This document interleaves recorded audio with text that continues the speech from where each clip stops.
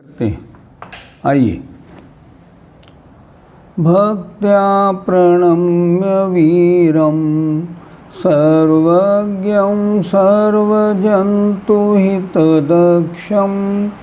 करुणानुयोगदीपं कुर्वे स्वान्तस्तमो विघातार्थम्। पंच परमेष्ठी भगवान की जय। सबको आवाज़ ठीक आ रही है? आवाज़ में दिक्कत तो नहीं? ठीक। कल प्रश्न नंबर 44 जीव समास के 98 भेद। आज कुछ लोगों के फ़ोन हमारे पास आए, ज़रा एक बार फिर करा दीजिए। आइए एक बार इनको देख लेते हैं। एक इंद्री के देखिए जरा, प्रश्न 13 प्रश्न नंबर 44 जीव समास के 98 भेद कौन कौन से हैं? उत्तर, एक इंद्री के उपर्युक्त 14 भेद। 14 भेद कौन से हुए? पृथ्वी कायिक, जल कायिक, अग्नि कायिक, वायु कायिक, इतर निगूढ़ और नित्य निगूढ़ 6 भेद। 6 में बादर और सूक्ष्म 12 भेद हो गए। सप्रतिष्ठित प्रत्येक और अप्रतिष्ठित प्रत्येक कुल मिला के 14 भेद एक इंद्री के हुए। एक इंद्री के उपरिक्त 14 भेद के पर्याप्त, निवृत्त पर्याप्त और लब्ध पर्याप्त की अपेक्षा 3 भेद हैं। पर्याप्त वो हैं जिनकी शरीर पर्याप्ति पूरी हो गई, जिनके पर्याप्त नाम कर्म का उदय है। निवृत्त पर्याप्त वो हैं जिनकी अभी शरीर पर्याप्ति पूरी नहीं हुई, लेकिन पर्याप्त तक बनेंगे जरूर। और लब्ध पर्याप्त वो हैं जिनकी एक भी पर्याप्ति पूरी नहीं होगी, जिनके अपर्याप्त नाम कर्म का उदय है। इस तरह 14 भेद के पर्याप्त, निवृत्त पर्याप्त, लब्ध पर्याप्त की अपेक्षा 3 भेद हो गए। तो एक इंद्री कितने हो गए? 42। आगे बढ़ें। विकलत्रय के पर्याप्त, निवृत्त पर्याप्त और लब्ध पर्याप्त की अपेक्षा 3 भेद हैं। विकलत्रय 3 प्रकार के, 2 इंद्री, 3 इंद्री, 4 इंद्री। इन तीनों के 3 भेद, पर्याप्त, निवृत्त पर्याप्त और लब्ध पर्याप्त। तो 3 में 3 का गुणा किया तो विकलत्रय हो गए 9 प्रकार के। आगे आ जाएं। कर्म भूमिज पंचेंद्रिय त्रयंशों के संगी और असंगी की अपेक्षा 2 भेद हैं। इन दोनों के मतलब संगी और असंगी के जलचर, थलचर, नवचर की अपेक्षा 3 भेद होने से कर्म भूमिज पंचेंद्रिय त्रयंश 6 भेद वाले हो गए। ये 6 प्रकार के जीव गर्भ जन्म और सम्मूर्छन जन्म की अपेक्षा 2 प्रकार के होते हैं। गर्भ जन्म वाले 6 प्रकार के जीवों के पर्याप्त और निवृत्त पर्याप्त की अपेक्षा 2 भेद हैं। अतः 6 गुणित 2 बराबर 12 प्रकार के हो गए गर्भ जन्म वाले कर्म भूमिज पंचेंद्रिय त्रयंश। आगे देखें। सम्मूर्छन जन्म वाले 6 प्रकार के जीवों के पर्याप्त, निवृत्त पर्याप्त और लब्ध पर्याप्त की अपेक्षा 3 भेद हो गए। सम्मूर्छन जन्म वालों के 3 भेद हो गए। तो 6 गुणित 3 करके ये 18 प्रकार के हो गए। तो कर्म भूमि त्रयंश कितने प्रकार के? 12 और 18 बराबर 30 भेद वाले हो गए। अब आए भोग भूमिज पंचेंद्रिय त्रयंशों के। तो भोग भूमिज पंचेंद्रिय त्रयंशों के थलचर और नवचर ये 2 भेद होते हैं। आज एक प्रश्न हमारे पास आया था कि जो आपने कर्म भूमिज पंचेंद्रिय त्रयंश गर्भजन्म वाले बनाए, इसमें आपने लब्ध पर्याप्त क्यों नहीं बनाए? इसका उत्तर ये है गर्भ जन्म वाले जीव लब्ध पर्याप्त नहीं होते। लब्ध पर्याप्त केवल समूर्छन जीव होते, इसलिए वो उसमें भेद नहीं बनाए हमने। अब आगे आ जाइए। भोग भूमिज पंचेंद्रिय त्रिंचों के थलचर और नभचर ये दो भेद होते हैं। तो यहाँ जलचर क्यों नहीं लिखा?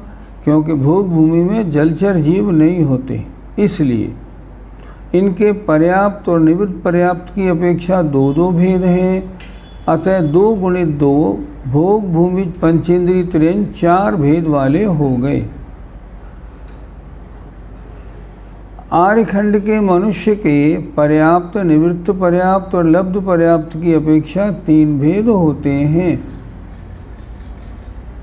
जो गर्भज हैं वो तो पर्याप्त और निवृत्त पर्याप्त 2 प्रकार के हैं, और जो समूर्छन मनुष्य आर्यखंड के हैं वे लब्ध पर्याप्त वाले हैं। तो आर्यखंड के मनुष्य 3 प्रकार के हो गए। म्लेच्छ खंड के मनुष्य के पर्याप्त और निवृत्त पर्याप्त की अपेक्षा 2 भेद होते हैं, क्योंकि वहाँ समूर्छन जीव नहीं होते और समूर्छन मनुष्य नहीं होने से केवल इनके 2 भेद रखे गए। भोग भूमिज और कुभोग भूमिज मनुष्य के पर्याप्त और निवृत्त पर्याप्त की अपेक्षा 2 भेद हो गए, अर्थात भोग भूमिज और कुभोग भूमिज मनुष्य 2 हो गए और पर्याप्त और निवृत्त पर्याप्त की अपेक्षा 2 भेद हो गए। कुल मिला के भेद कितने हो गए? 4। देव और नारकियों के पर्याप्त और निवृत्त पर्याप्त की अपेक्षा 2 भेद होते हैं। देव 2 प्रकार के और नारकी भी 2 प्रकार के। कौन कौन से? पर्याप्त और निवृत्त पर्याप्त। इस तरह इनके ये भेद हुए। आगे आइए। इस तरह त्रिंचों के भेद कितने हो गए? 42 + 9 + 12 + 18 + 4 बराबर 85। मनुष्यों के भेद हो गए 3 + 2 + 4 बराबर 9। देवों के 2 और नारकियों के 2, कुल मिलाकर 98 भेद हो गए। और भी ज़्यादा भेद होते हैं, लेकिन कर्णानुयोग दीपक में इतने ही भेद बताए हैं, लेकिन ये काफ़ी हैं। जीव इतने प्रकार के होते हैं। आइए अब अगला प्रश्न देखते हैं। प्रश्न नंबर 45। योनि किसे कहते हैं तथा इसके कितने भेद हैं? उत्तर। जीव के उत्पत्ति स्थान को योनि कहते हैं। योनि माने उत्पत्ति स्थान।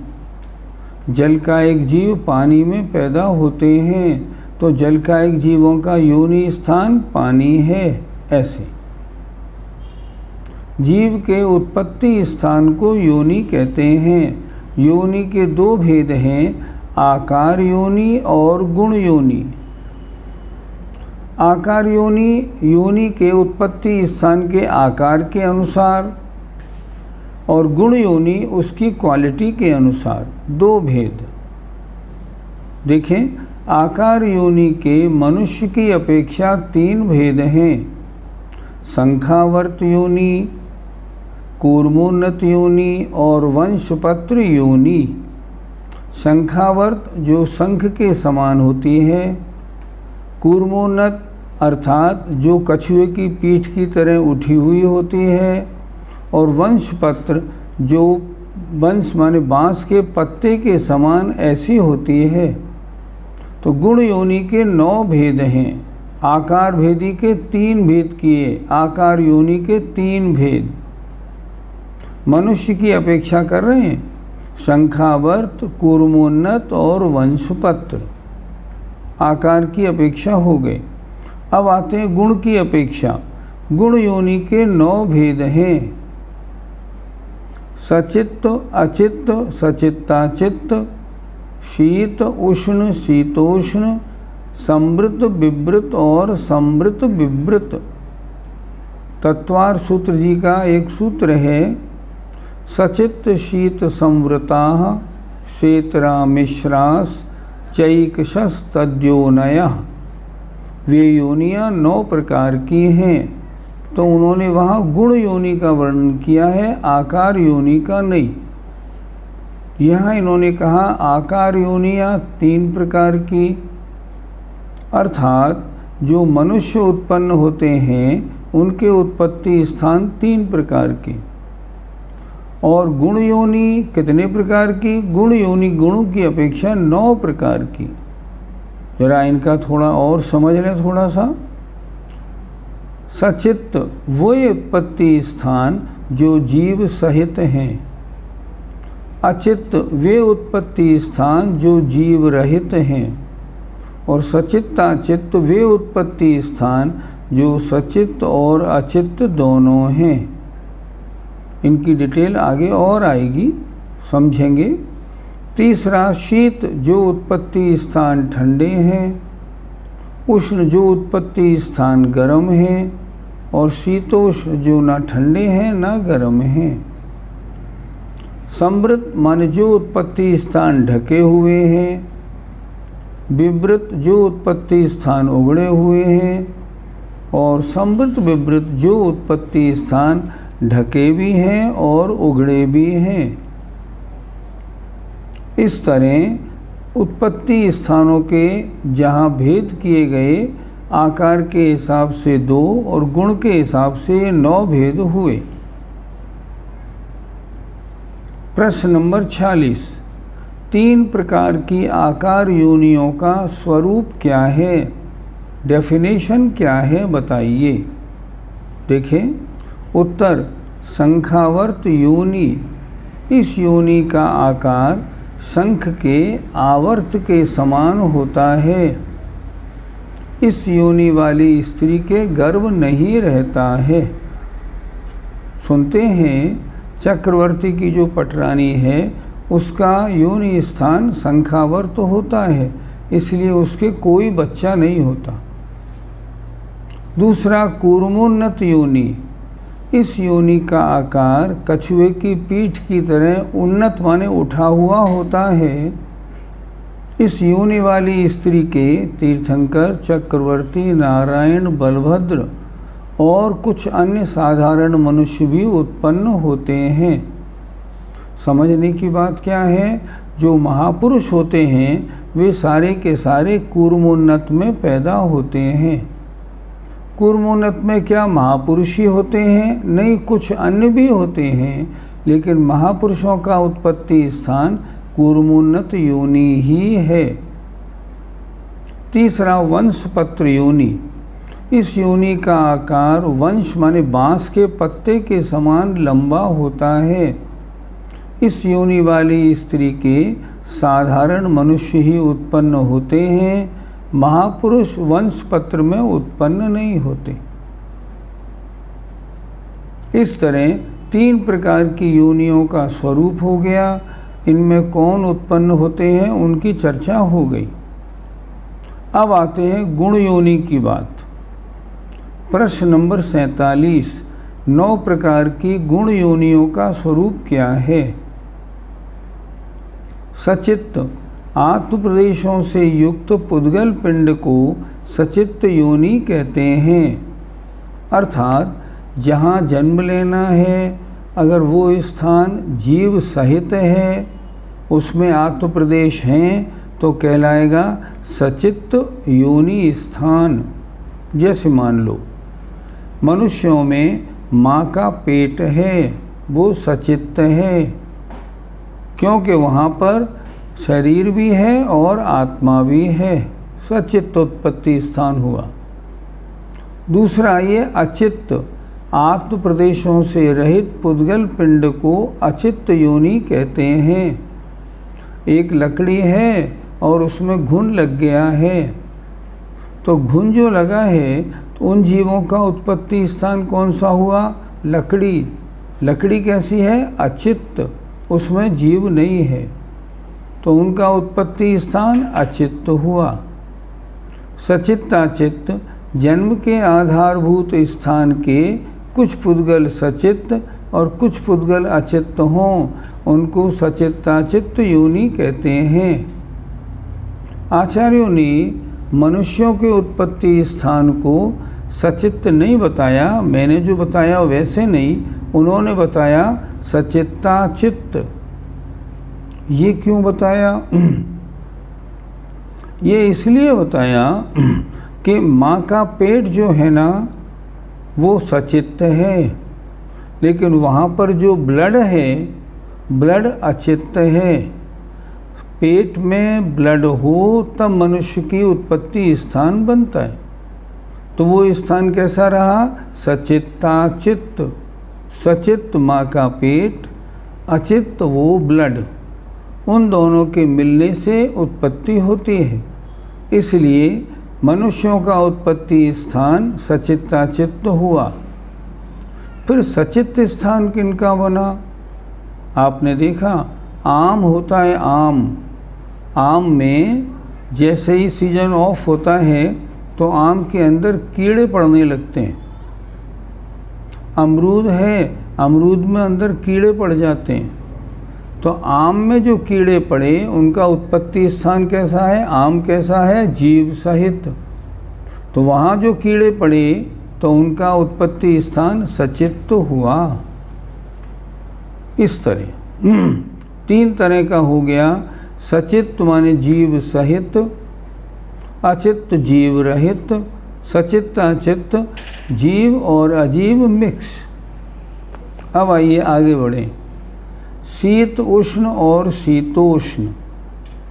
शीत माने उत्पत्ति स्थान ठंडे। अब आप देखिए नरकों में जो 6वां 7वां नरक है वो तो ठंड ही ठंड है वहाँ, तो वहाँ के उत्पत्ति स्थान कैसे होंगे? ठंडे होंगे। उष्ण माने गरम।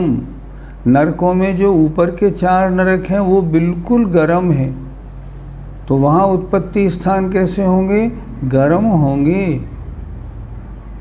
और जो उत्पत्ति स्थान ऐसे हैं जहाँ ना ठंड है ना गर्मी, जैसे देवों के उत्पत्ति स्थान ना शीत है ना उष्ण है, वो होते हैं शीतोष्ण। 3 प्रकार के। और भी देखें, सेव पैदा होता है कश्मीर में, उसका उत्पत्ति स्थान ठंडा है। काली मिर्च पैदा होती है या बादाम पैदा होते हैं, काजू पैदा होता है दक्षिण में, उनके उत्पत्ति स्थान गर्म चाहिए, तो ये उनके उत्पत्ति स्थान होते। अब आए आगे संवृत, विवृत और संवृत विवृत। संवृत माने ढकी हुई, ऊपर से ढकी है, खोल के देखें तो अंदर देख सकते हैं, वो उत्पत्ति स्थान संवृत। विवृत माने उघड़ा हुआ, जैसे मान लो सामने पानी बारिश का भर गया है और उसमें जीव पैदा हो रहे हैं, ये विवृत। और संवृत विवृत कुछ ढका भी है और कुछ उगड़ा भी है, ऐसे स्थान होते हैं संवृत विवृत। इस तरह गुण योनि के अनुसार 9 भेद हुए। योनि माने उत्पत्ति स्थान। उत्पत्ति स्थान आकार की अपेक्षा 2 प्रकार के, मनुष्यों की अपेक्षा, और गुण की अपेक्षा 9 प्रकार के होते हैं। अब जैसे मान लें सारे देवलोक कहाँ पैदा होते हैं? स्वर्ग में। वो कहाँ पैदा होते हैं? उपपात शैयाओं पे। उनकी उपपात शैया कैसी होती हैं? ऐसी होती हैं। इन उपपात शैया में जीव अंदर पैदा होता है तो ये खुलते हैं और वो देव बाहर आते हैं, तो इनका ये उत्पत्ति स्थान कैसा है? ये अचित्त है। शीत है या उष्ण? शीतोष्ण है। अच्छा, संवृत है या विवृत? संवृत विवृत है। ढका हुआ है, बाद में खुला हुआ भी हो जाता है, ऐसे इसमें लगाना है। ये उत्पत्ति स्थानों की चर्चा हुई। आकार योनि हो गई और गुण योनि भी हो गई। अब आगे चलते हैं। प्रश्न नंबर 48, जन्म किसे कहते हैं और उसके कितने भेद हैं? एक प्रश्न आपसे पूछें, कोई मनुष्य मरा, उसकी आत्मा मनुष्य के शरीर को छोड़ के मान लो देवगति में गई, तो हम पूछते हैं जन्म कहाँ हुआ? क्या मनुष्य पर्याय छोड़ते ही जन्म हो गया या वहाँ पहुँचने के बाद जन्म हुआ? आपका उत्तर बनेगा वहाँ पहुँचने के बाद जन्म हुआ। विग्रह गति में जन्म नहीं होता, विग्रह गति में जन्म नहीं होता। तो क्या विग्रह गति में आत्मा अजीब होती है? नहीं, जीव तो होती है पर जन्म नहीं हुआ। अभी कहाँ पे है आत्मा? अभी विग्रह गति में है, और जब योनि स्थान पे पहुँची तो जन्म उसका हो गया। जन्म जब माना जाएगा जब शरीर के योग वर्गणाएं ग्रहण करना शुरू हो जाए। शरीर की बात तो करें, शरीर तो अभी है नहीं, तो जन्म कैसे माना जाएगा? तो जन्म कहाँ माना जाता है? जब आत्मा उत्पत्ति स्थान पर पहुँचा, पहुँचते ही जन्म हो गया। जन्म कितने प्रकार का होता है देखें। उत्तर, जीव की उत्पत्ति को जन्म कहते हैं। उत्पत्ति कहाँ होती है? योनि स्थान पर आने के बाद। विग्रह गति में है, अभी उत्पत्ति नहीं हुई, अभी वो जन्म के लिए जा रहा है। देखें, जीव की उत्पत्ति को जन्म कहते हैं। जन्म के 3 भेद हैं, गर्भ जन्म, उपाद जन्म और सम्मूर्छन जन्म। तत्वार सूत्र में आपने पढ़ा था सम्मूर्छन गर्भोपपादात जन्म। जन्म 3 प्रकार के। अब इनकी परिभाषा देखते हैं। पहले गर्भ जन्म, नर और मादा की रति क्रिया के बाद रज और वीर्य मिलने से जो जन्म होता है उसे गर्भ जन्म कहते हैं। ये किनका होता है? मनुष्यों का और तिर्यंचों का। निम्न 3 प्रकार के जीवों के गर्भ जन्म ही होता है, जरायुज, अंडज और पोतज। अर्थात जो जरायु सहित पैदा हुए, अंडे से पैदा हुए और पोत माने पैदा होते ही चलने फिरने लगे, इनका गर्भ जन्म होता है। हम ये भी कह सकते हैं बजाय इसके गर्भ जन्म 3 प्रकार का।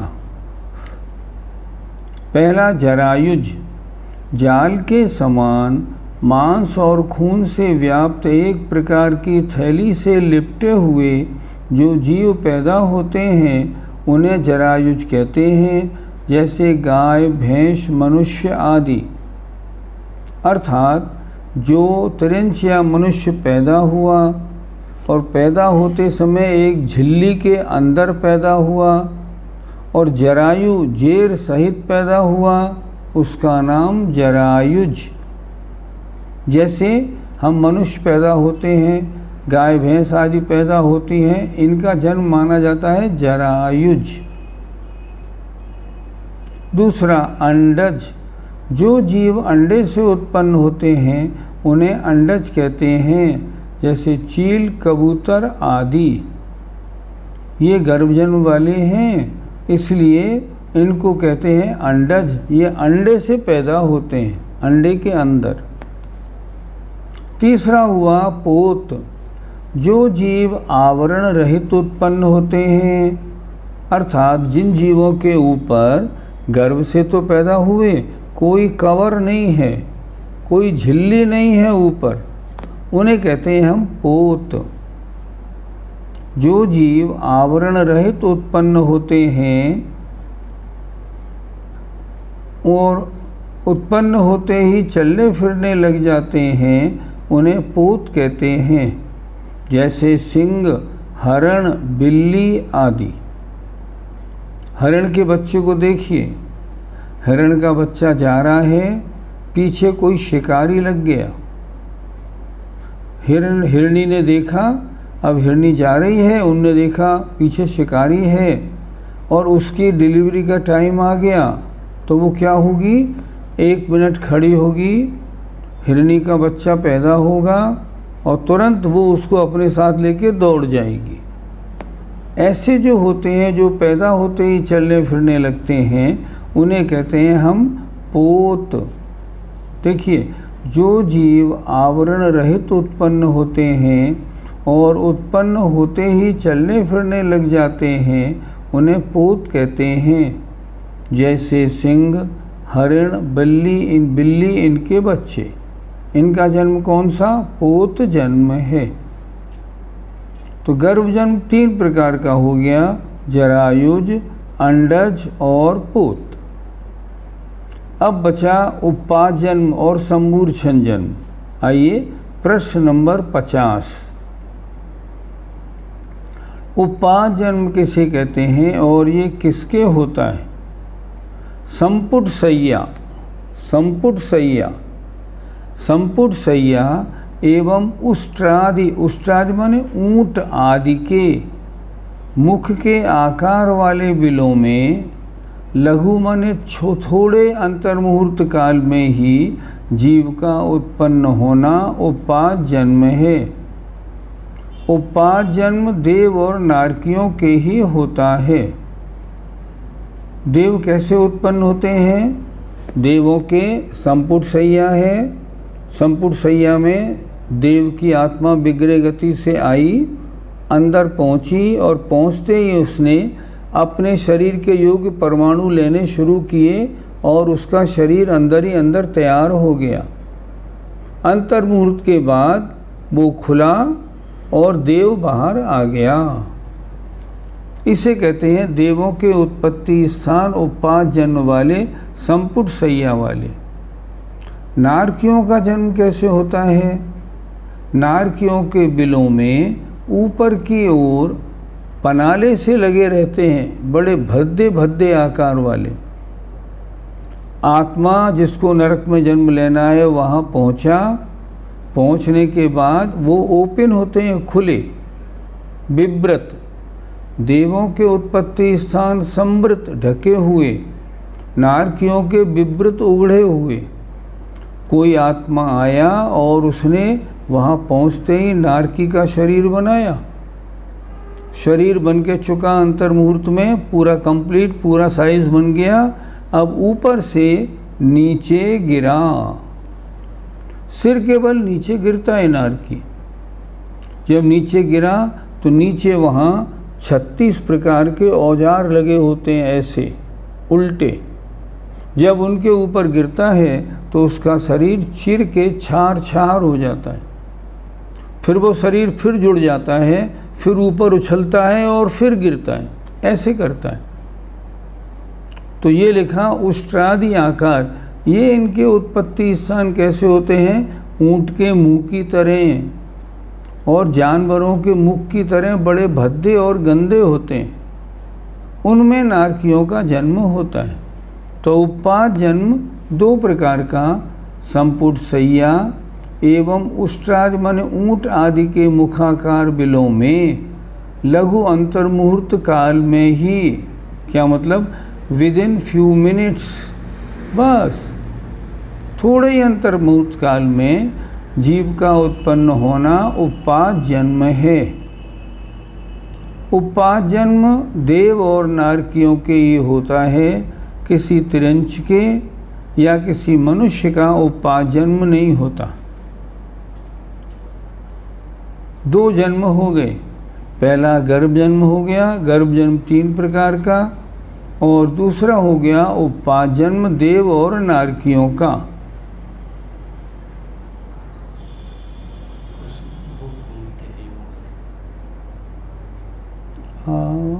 आजू का कब से मने हो गया। अब प्रश्न आया, एक प्रश्न आया है हमारे पास, भोग भूमि के जीवों का जन्म कैसा होता है? उनका गर्भ जन्म होता है। तो वो जरायुज होते हैं। हाँ, जरायुज होते हैं। जैसे उत्तम भोग भूमि के जो मनुष्य पैदा होते हैं, 3 दिन तक उनके बच्चे अंगूठे चूसते रहते हैं पड़े पड़े। इसलिए उनका जन्म मानते हैं हम, गर्भ जन्म वाले हैं वो लोग। अब थोड़ा आगे बढ़ जाएं। सम्मूर्छन जन्म किसे कहते हैं और यह किसके होता है?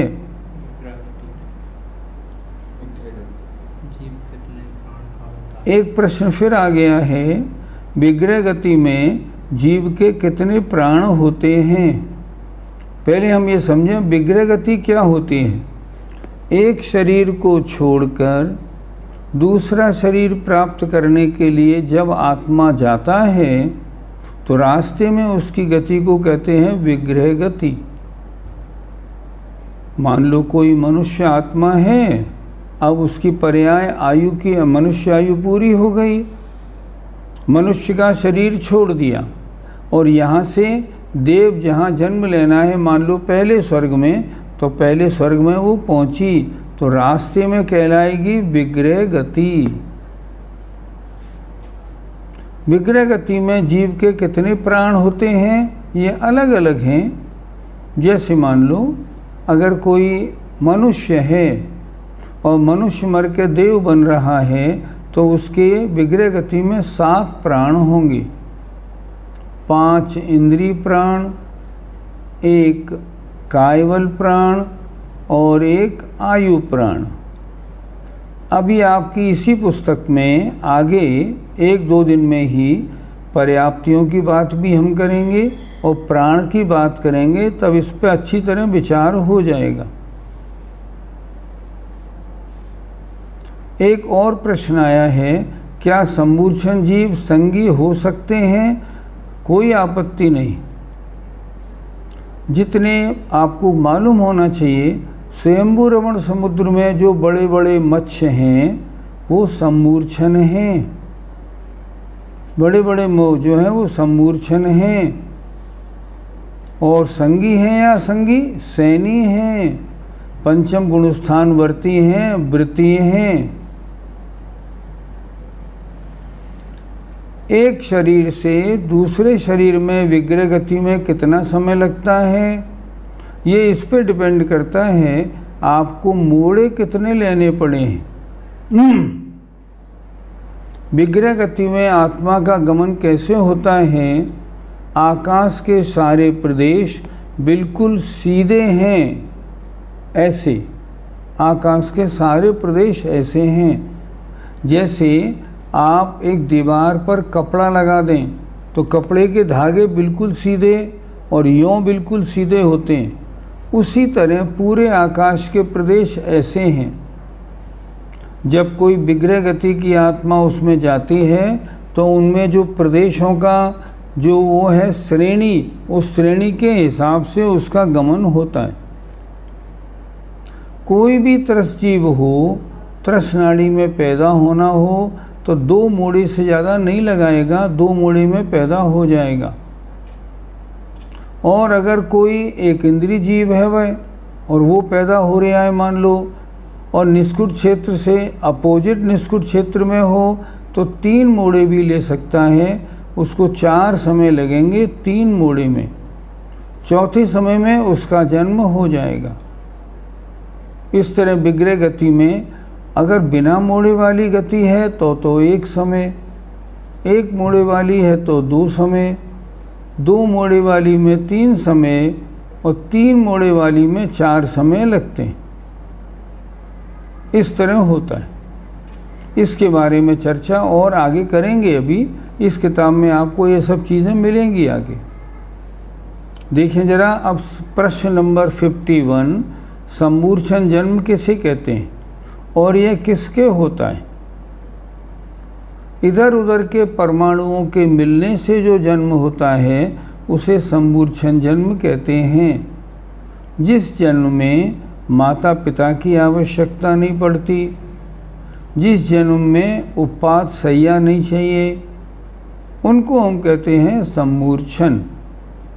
अर्थात गर्भ जन्म वाले मनुष्य और तिरंचों को हटा दो, उत्पात जन्म वाले देव और नारकियों को हटा दो। इसके अलावा अब जितने भी जीव हैं सब सम्मूर्छन होते हैं। परिभाषा फिर देखिए, इधर उधर के परमाणुओं के मिलने से जो जन्म होता है उसे समूर्छन जन्म कहते हैं। ये समूर्छन जन्म क्या देखता है? अपने योग्य वातावरण देखा और पैदा हो गए।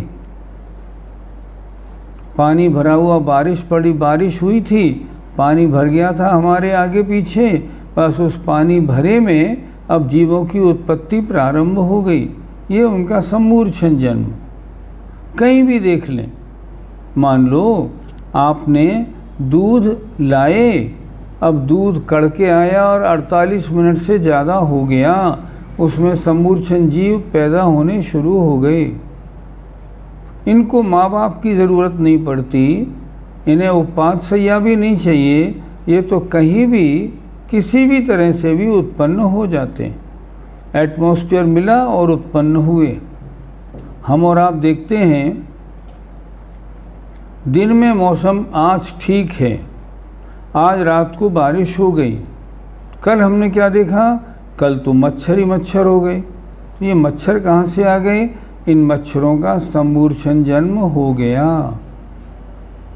परिभाषा देखिए, इधर उधर के परमाणुओं के मिलने से जो जन्म होता है उसे समूर्छन जन्म कहते हैं।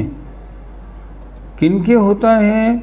समूर्छन जन्म मनुष्य और तिरंचों के ही होता है, देव और नारकियों के नहीं होता। एक इंद्री से लेकर 4 इंद्री पर्यंत तिरंचों के नियम से समूर्छन जन्म ही होता है। एक इंद्री स्थावर, त्रस में 2 इंद्री, 3 इंद्री, 4 इंद्री, ये जीव तो सारे के सारे समूर्छन ही होंगे, समूर्छन ही होते हैं। 4 इंद्री तक के सारे जीव। क्या लिखा? एक इंद्री से लेकर 4 इंद्री पर्यंत तिरंचों के नियम से समूर्छन जन्म ही होता है। समूर्छन जन्म वाले मनुष्य स्त्री पुरुष के मलमूत्र तथा पसीना आदि में उत्पन्न होते हैं।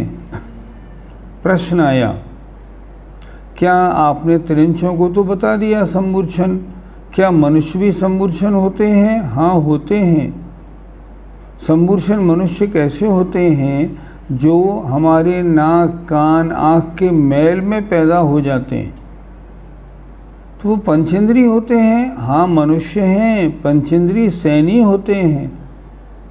उनका साइज कितना बड़ा होता है?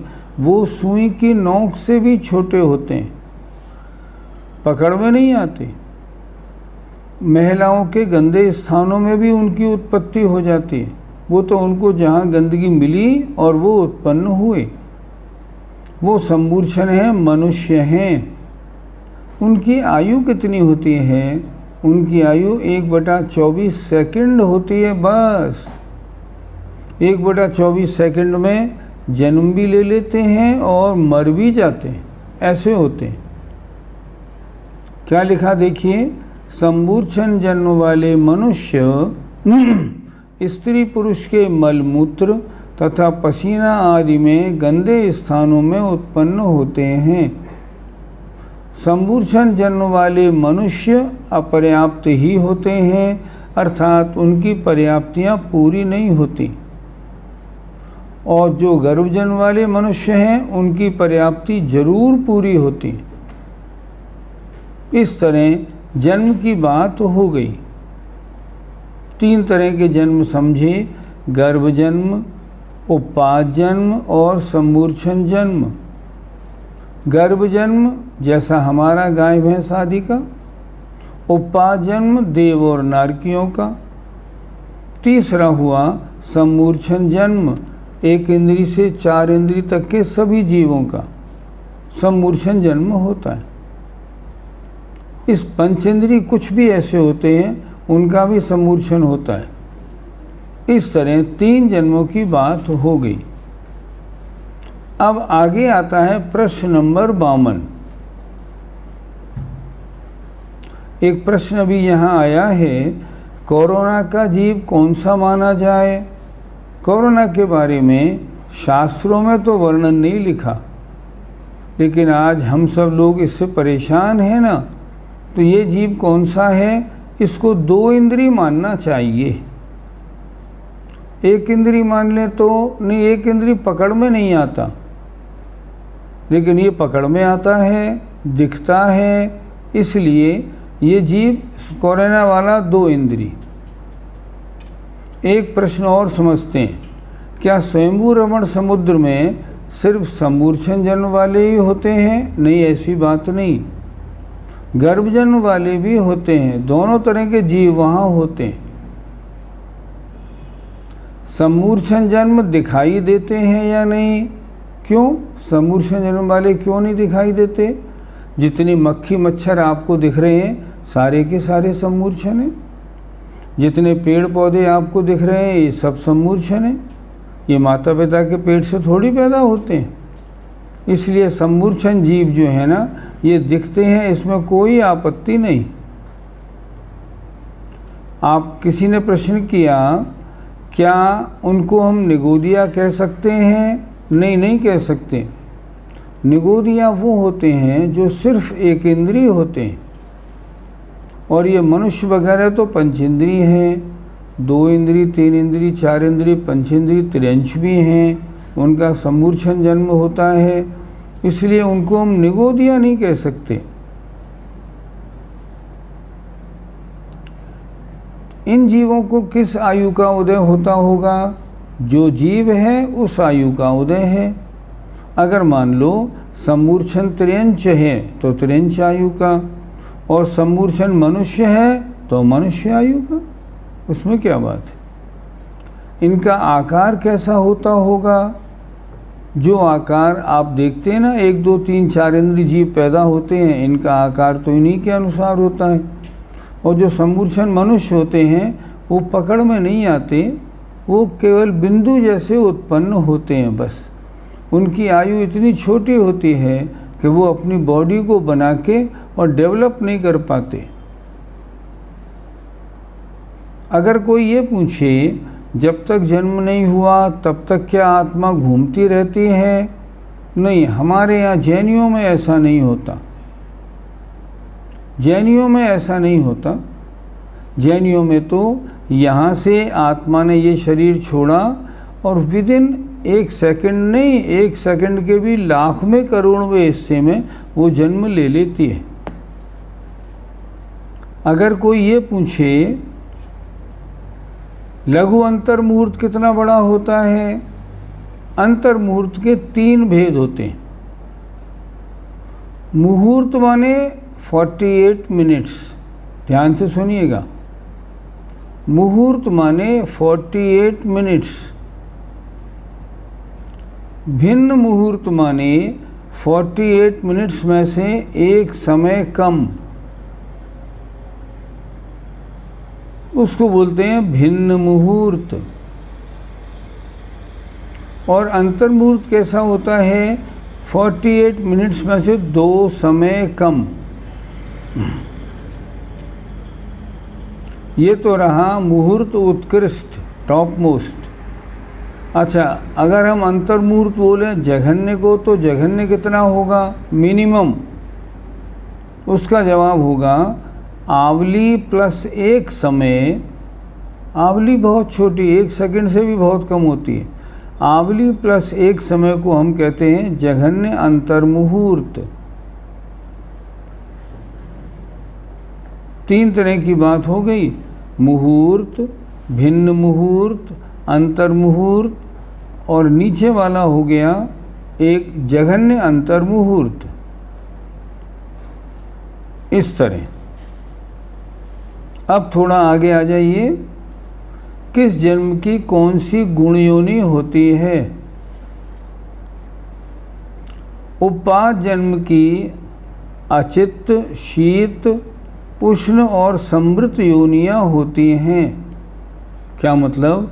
उपाद जन्म जिनका होता है, जहाँ वो जन्म होता है मान लो देवों का, तो ये उपाद सैया जीव रहित है, इसलिए अचित्त हुई। नारकियों के उत्पत्ति स्थान जीव रहित हैं, इसलिए अचित्त हुए। और नारकियों के यहाँ कहीं गर्मी पड़ती है, कहीं सर्दी पड़ती है, तो उनके उत्पत्ति स्थान कुछ शीत हुए, कुछ उष्ण हुए। उनके उत्पत्ति स्थान किसी को दिखाई नहीं पड़ते, इसलिए समृत हुए। समृत माने ढके हुए। उत्पत्ति स्थानों की चर्चा हो रही है। गर्भ जन्म की, जिनका त्रिंचों का और मनुष्यों का गर्भ जन्म होता है, उनकी योनियाँ सचित्ता चित्त, मैंने आपको समझा दिया। माँ का पेट सचित्त है, उसमें जो ब्लड है उत्पत्ति स्थान के लिए वो अचित्त है, तो उत्पत्ति स्थान कैसा? सचित्ता चित्त। शीत उष्ण दोनों तरह का हो सकता है। शीत में है अगर कोई माँ तो ठंडा है, गर्मी में है तो गर्म है। सचित्ता चित्त, माँ का पेट हो गया, शीतोष्ण हो गया। शीतोष्ण जहाँ का मौसम नॉर्मल होता है।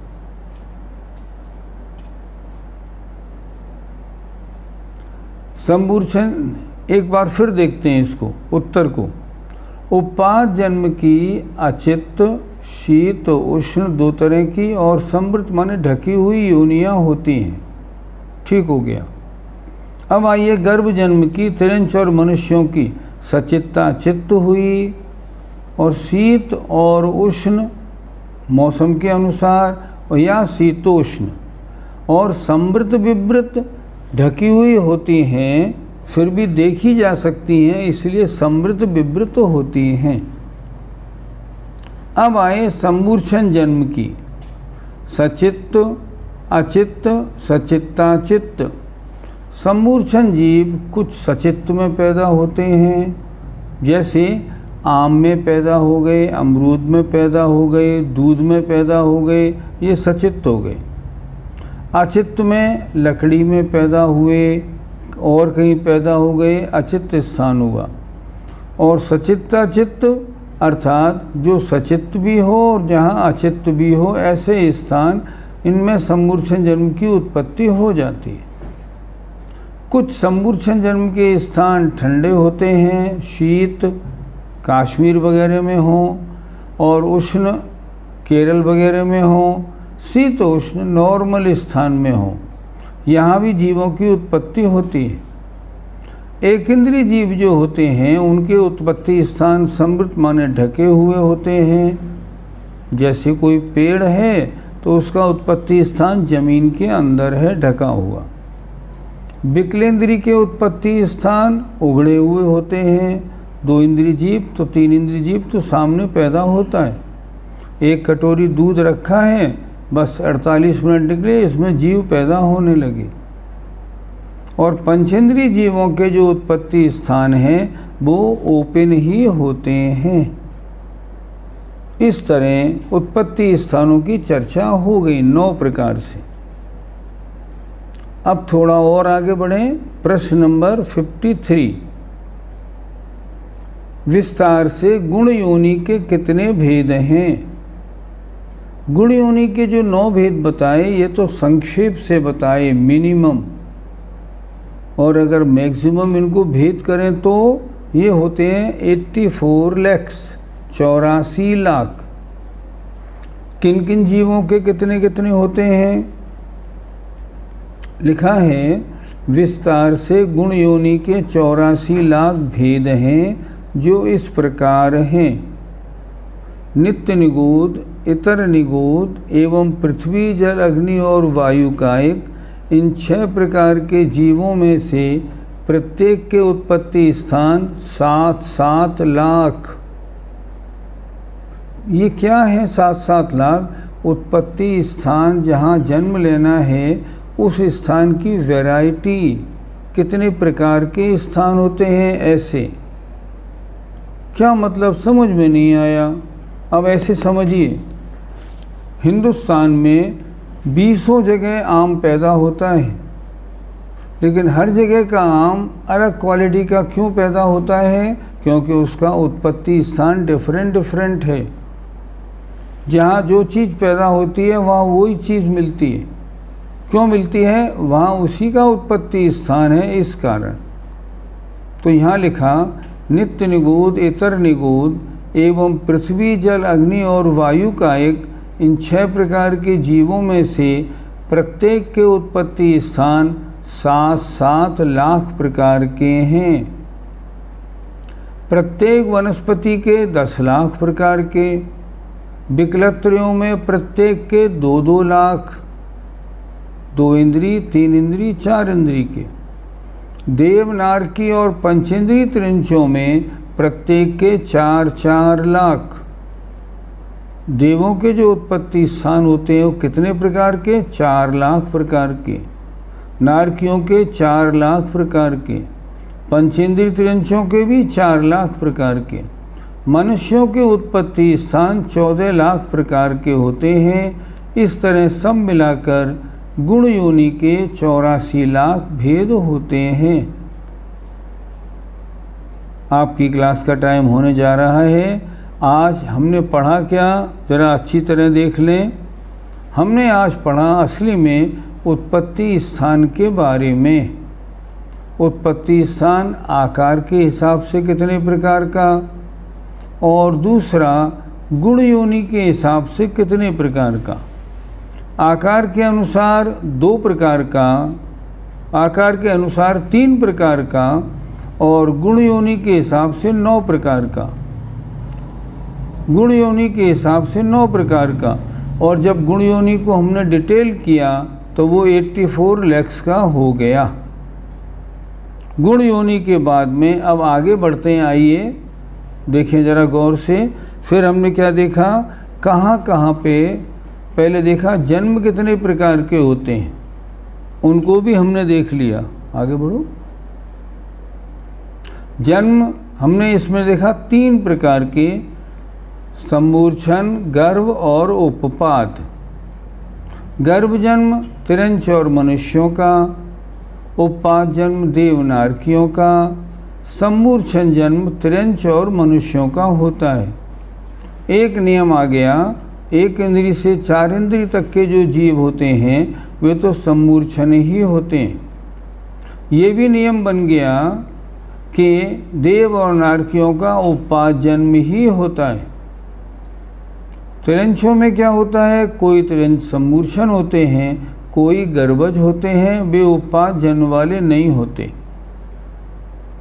प्रश्न नंबर 52 में हमने क्या समझा, किस जन्म की कौन सी गुण योनि है वो सब इसमें बता दिया, और गुण योनि के 84 लाख भेद भी बता दिए।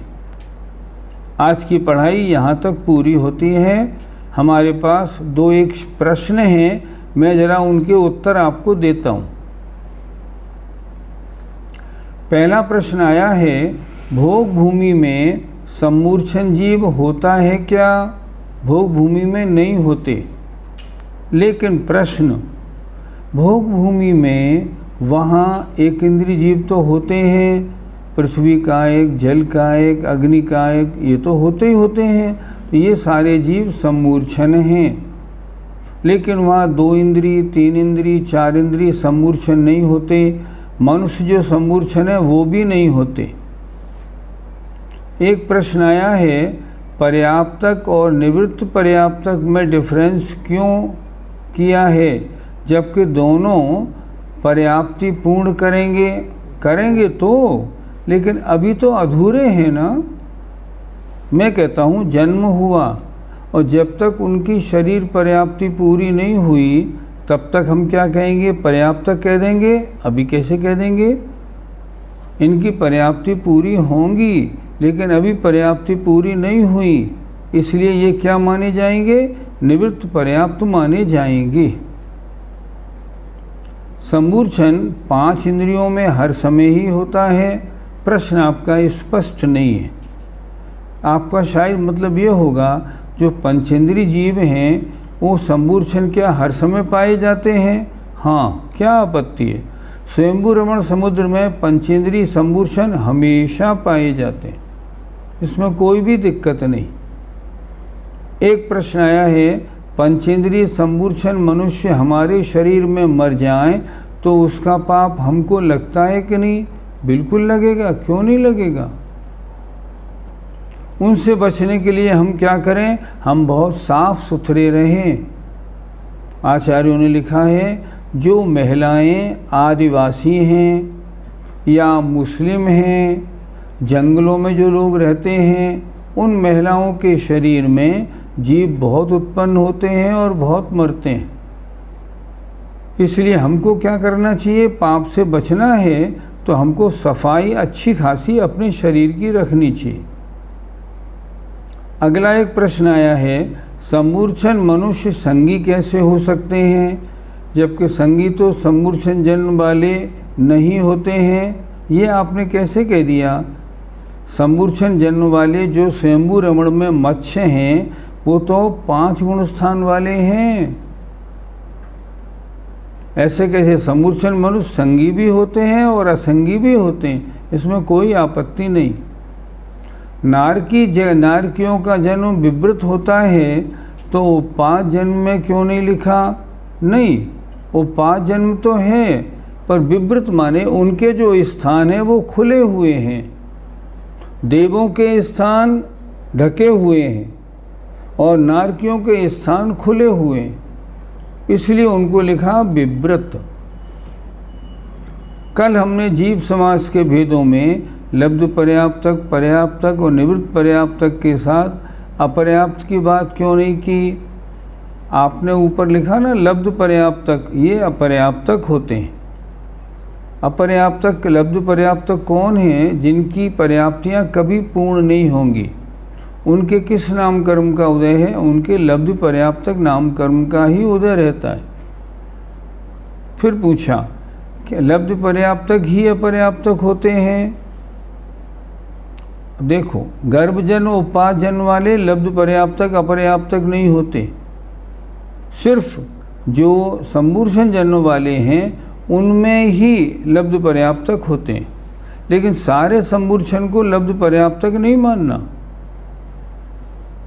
आगे, उपात जन्म समृत और विमृत 2 प्रकार से होता है। मैंने बता दिया, मैंने आपको बताया, देवों का समृत है, नारकियों का विमृत है। जब तक जीव दूसरे शरीर तक अभी तक नहीं पहुंच पाता है तब तक क्या वो जीव भटकता रहता है? नहीं, बिल्कुल नहीं। जहाँ पैदा होना होता है वहाँ 1 सेकंड के भी 1 करोड़वें हिस्से में पहुँच के जन्म ले लेता है, भटकता नहीं है। सीधा यहाँ से निकला और जहाँ जन्म लेना है वहाँ फौरन पहुँचा और जन्म उसने लिया। विग्रह गति में आयु कौन सी होती है? विग्रह गति में जहाँ आपको आगे पहुँचना है वो आयु होती है। मान लो किसी मनुष्य को मर के देव बनना है, तो जब तक उसके मनुष्य आयु है तब तक तो वह आत्मा उस शरीर में रहेगी। मनुष्य आयु पूरी हुई, अब वो आत्मा एक समय भी नहीं रह सकती। तो मनुष्य आयु पूरी होते ही देवायु प्रारंभ हुई और वो आत्मा उसके साथ देवायु के साथ निकली। दोनों आयु ऐसे होती हैं, इनके बीच में जरा सा भी गैप नहीं होता है, गैप नहीं होता। तो ये आयु खत्म हुई पहले वाली मनुष्य आयु, आत्मा निकली और देवायु के साथ देव पर्याय की ओर बढ़ जाती। निवृत्ति पर्याप्तक क्या विग्रह गति में? आपने लिखा निवृत्ति पर्याप्तक क्या विग्रह गति में माने? नहीं, बिल्कुल नहीं। विग्रह गति में ध्यान से सुनिए, विग्रह गति में सारे जीव अपर्याप्तक ही होते हैं। अगर किसी के पर्याप्तक नाम कर्म का उदय हो तो भी विग्रह गति में तो वो अपर्याप्तक ही होते हैं। आज के जितने प्रश्न आए थे उनका उत्तर पूरा हो गया।